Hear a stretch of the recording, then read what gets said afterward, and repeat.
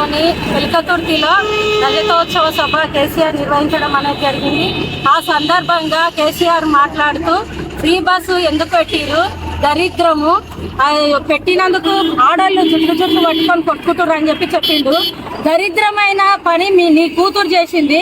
అడ్డమైన లిక్కర్ దందా చేసి సంపాదించింది నీ కూతురు. నీకు కార్లు ఉండొచ్చు, మేడలు ఉండొచ్చు, హెలికాప్టర్లు ఉండొచ్చు, మందిని ముంచి అవన్నీ కొనొచ్చు. మా పేదవాళ్లకు, మా పేద కార్మిక మహిళలకు, మా పేద ఉద్యోగస్తులకు ఫ్రీ బస్ ఎంతో ఉపయోగపడుతుంది.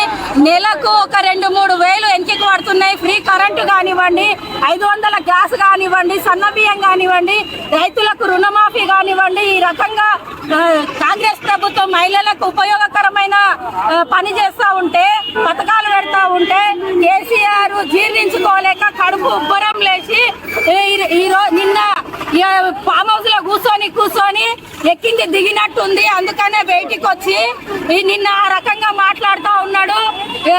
ఇంతకు ముందు నీకు ఎలక్షన్ల సందర్భంగా మహిళలు ఎట్లా గుణపాఠం చెప్పిరో, ఫామ్ హౌస్ కి ఎట్లా పరిమితం చేసిరో ఖబర్దార్ కేసీఆర్. మళ్ళా ఎలక్షన్లకు ఊర్ల పోటీ టీఆర్ఎస్ కార్యకర్తలు కానీ ఊర్లలోకి వచ్చి ఆడవాళ్ళను ఓట్లు అడిగితే ఆడవాళ్ళు చెప్పు తీసుకొని చీపిరి కట్ట తీసుకొని తిరిగిన తిక్కల్లా ఉతుకుతారు. మీకు ఓటు హక్కే, అడిగే హక్కే లేదు. మహిళల దగ్గరకు పోతే ఖబర్దార్, దరిద్రము జుట్లు పట్టుకుంటారు అంటే చెప్పు తీసుకొని అంటారు. కేసీఆర్ గుర్తు పెట్టుకో, ఖబర్దార్ బిడ్డ. ఫామ్ హౌస్ కే పరిమితం అవుతావు నువ్వు. ఇంకా